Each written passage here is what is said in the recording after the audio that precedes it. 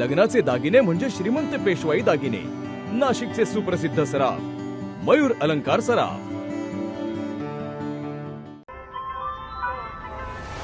ताज्या बातम्यांसाठी नाशिक न्यूजच्या YouTube चॅनलला सबस्क्राईब करा आणि बेल आयकॉनला प्रेस करा। राज्यातील शिक्षण व्यवस्थेतील वाढत्या अनियमिततेविरोधात NSUIनं आज जिल्हाधिकारी कार्यालयावर जोरदार आंदोलन छेडलंय।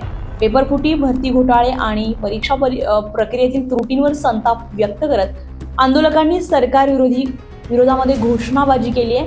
यावेळी राज्याचे शिक्षण मंत्री दादा भुसे यांनी नैतिक जबाबदारी स्वीकारून राजीनामा द्यावा अशी जोरदार मागणी करण्यात आली। तसेच नीट, CET, शिक्षक, पोलीस आणि तलाठी भरतीतील अनियमिततेची सखोल चौकशी करावी, शालार्थ ID घोटाळ्यावर कठोर कारवाई करावी आणि परीक्षा व भरती प्रक्रियेत पारदर्शकता आणावी अशी मागणी करण्यात आली। राहुल गांधी असेल कायम देशातील शिक्षण व्यवस्थेवर हल्ला करत आहे, त्यांच्या अपयशावरती भाष्य करत आहे।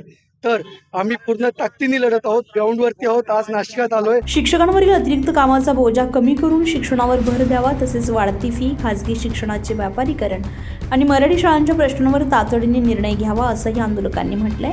दरम्यान मागण्या मान्य न झाल्यास राज्यभर तीव्र आंदोलन छेडण्याचा इशाराही NSUIनं दिलाय। संजय परमार, नाशिक न्यूज, नाशिक। ताज्या बातम्यांसाठी नाशिक न्यूजच्या YouTube चॅनलला सबस्क्राईब करा आणि बेल आयकॉनला प्रेस करा।